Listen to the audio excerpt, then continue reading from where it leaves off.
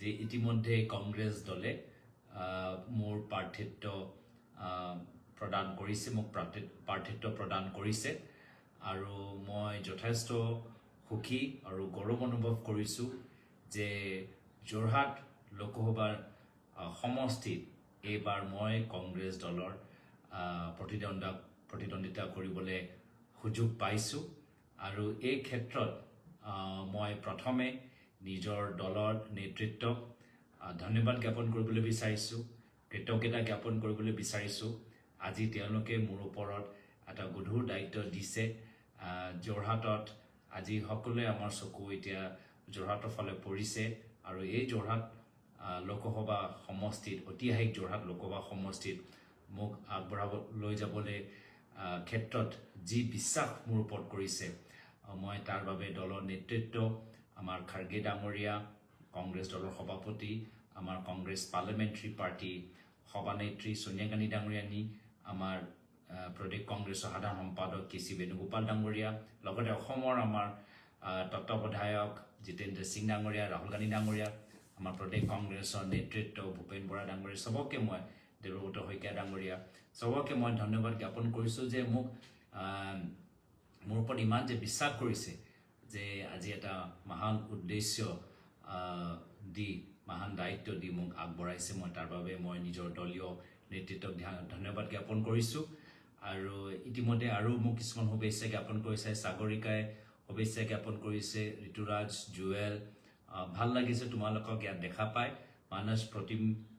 ইনাদুল, বহুতৰ ফোন আহি আছিলে, চবৰ মই ফোন ধৰিব পৰা নাছিলোঁ। সেইকাৰণে ভাবিলোঁ যে এই ফেচবুক লাইভ যোগেদি মই চবকে ধন্যবাদ জ্ঞাপন কৰিব পাৰোঁ আৰু আপোনালোকৰো যি শুভেচ্ছা গ্ৰহণ কৰিব পাৰোঁ। আপোনালোকৰ যদি কিবা পৰামৰ্শ থাকে যে অনাগত দিনত আমি কেনেদৰে আগবাঢ়ি যাব লাগে, কোনকেইটা বিষয় লৈ ক'ত সোমাব লাগে, কেনেদৰে মানুহৰ লগত লগ ধৰিব লাগে, এই ক্ষেত্ৰত চবেই নিজৰ নিজৰ ৰায় দিব, পৰামৰ্শ দিব। আৰু ইতিমধ্যে আৰু আমাৰ সঞ্জীৱ,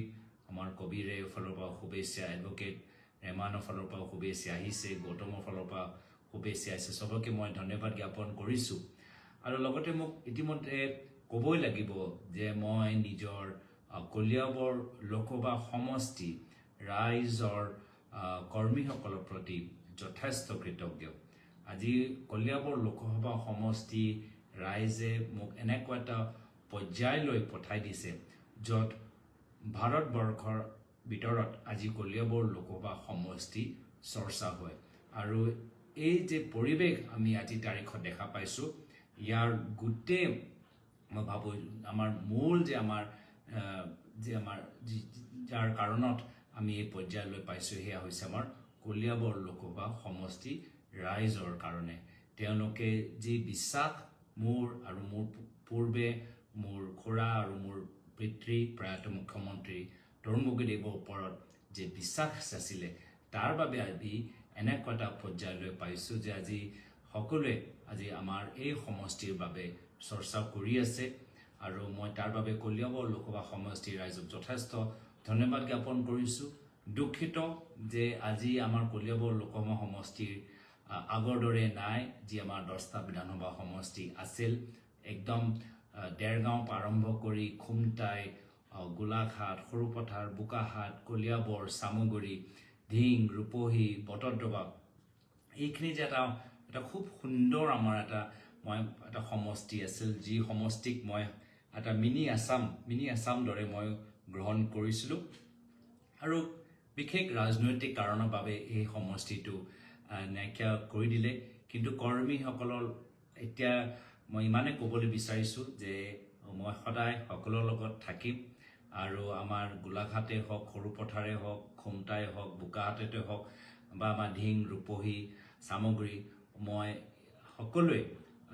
মই জনাবলৈ বিচাৰিছোঁ যে ভৱিষ্যত মই সদায় সকলোৰ লগত সম্পৰ্কত থাকিম আৰু যিমান মোৰ ক্ষমতা, যিমান মই পাৰোঁ, মই চবৰ লগত যোগাযোগ ধৰি ৰাখিম। সকলোৱে মোৰ ফোন নম্বৰ জানে আৰু জানে যে মই মোক ফোন কৰিলে মই ফোনতে আপোনালোকৰ লগত কিছু কথা পাতিবলৈ সক্ষম হৈছোঁ। আৰু ইতিমধ্যে আৰু নাজনীন, লক্ষ্য,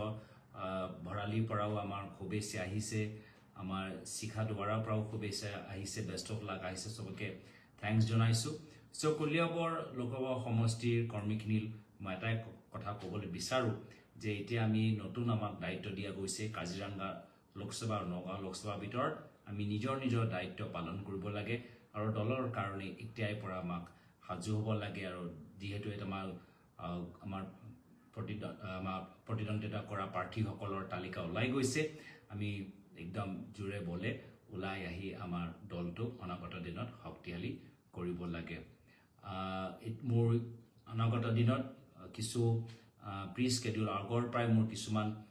সমষ্টিৰ প্ৰগ্ৰামবোৰ আছিল মই সেইখিনি মই ইতিমধ্যে মোক কৰিবলৈ বিচাৰোঁ এক হিচাপে বিদায় দিয়াই হ'ব অনাগত দিনত আমাৰ পৰহি আমাৰ ৰূপহী আৰু তাৰ পিছদিনা আমাৰ কলিয়াবৰ বিধানসভা সমষ্টিত কিছু আমাৰ কাম আছে সেইখিনি কাম আমি সামৰিবলৈ বিচাৰোঁ তো মই ৰূপহী সমষ্টি ৰাইজক আৰু কৰ্মীখিনিক সেই পৰহি দিনটো মই পাম আৰু কলিয়াবৰ অঞ্চলৰ ৰাইজবোৰ মই আমাৰ 15 তাৰিখে পাম আৰু লগতে আমাৰ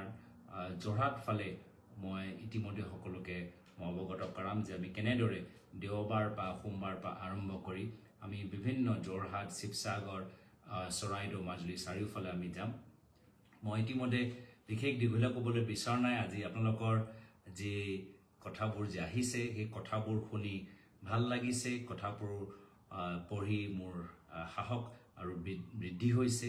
আজি দৰঙৰ পৰাই আজি ফোন আহিছে আজি গোটেই দিন মোৰ ফোন আহি আছে আৰু ভাল লাগিছে যে সমগ্ৰ অসমৰ পৰা ফোন আহি সবে মোক জনাইছে যে তেওঁলোকে অনাগত দিনত যোৰহাট লৈ আহিব দিছপুৰ পৰা আহিব তেজপুৰ পৰা আহিব ধুবুৰীৰ পৰা আহিব লখিমপুৰ পৰা আহিব মই সবৰে সহায় বিচাৰিছোঁ সবৰে সহযোগৰ মই কামনা কৰিছোঁ আমাৰ গোটেই আমাৰ বৃহত্তৰ এটা আমাৰ শুভাকাংক্ষীসকল চাৰিওফালে আছে মই সকলৰ সহায় সকলৰ সহযোগ বিচাৰিছোঁ সকলৰ ভূমিকা যথেষ্ট গুৰুত্বপূৰ্ণ আৰু মই ভাবিছোঁ যে আমি খুব আনন্দৰে আহা দিনবোৰ আমি নিৰ্বাচনী প্ৰচাৰ চলাম আৰু খুব আনন্দৰে আমি পাৰ হৈ যাম আৰু আমাৰ অসমৰ ৰাইজেও বাট চাই আছে আশীৰ্বাদ যথেষ্ট প্ৰদান কৰিছে ইতিমধ্যে আপোনালোকে জানে নে নাজানে কিন্তু আজিৰ তাৰিখত টুইটাৰত আমাৰ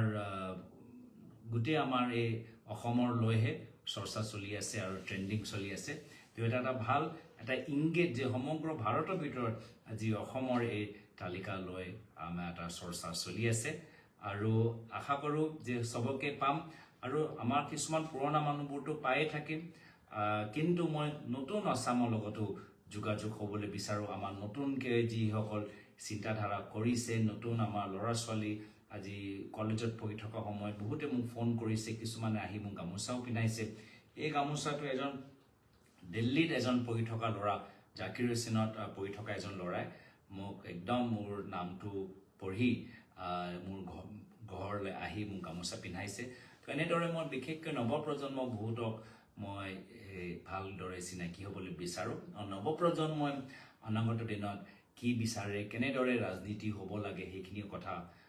মই জানিবলৈ বিচাৰিছোঁ ইতিমধ্যে আমাৰ আৰু মানুহবোৰ যোগদান কৰি আছে Smriti thank you Ahidul thank you Biswajyoti Bora thank you Diganta Ditul thank U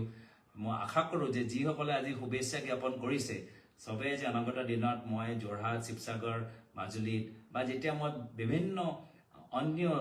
জিলালৈ যাম বা অন্য লোকসভা সমষ্টিলৈ যাম তেতিয়া আপোনালোকক মই দেখা পাম তো মই বেছি আৰু দীঘলীয়া ক'বলৈ বিচৰা নাই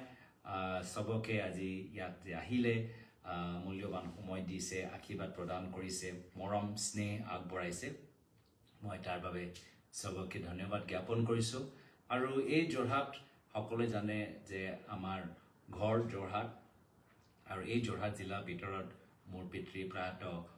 তৰুণ গগৈদেৱ তিতাবৰ সমষ্টিৰ পৰাই এজন বিধায়ক হয় অসমৰ মুখ্যমন্ত্ৰী হৈছিল এবাৰ নহয় তিনিবাৰকৈ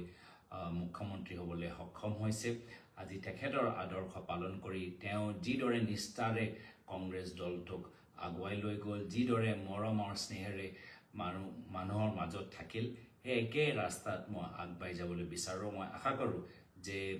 পূৰ্বতে যিদৰে আমাৰ যোৰহাটবাসী ৰাইজৰ শিৱসাগৰবাসী ৰাইজ চৰাইদেউবাসী ৰাইজে যিদৰে মৰম স্নেহ আগবঢ়াইছিল প্ৰয়াত মুখ্যমন্ত্ৰী তৰুণ গগৈদেৱলৈ একেৰাহে মোক সেই পৰামৰ্শ দিব আৰু এই যোৰহাট এটা সময়ত আমাৰ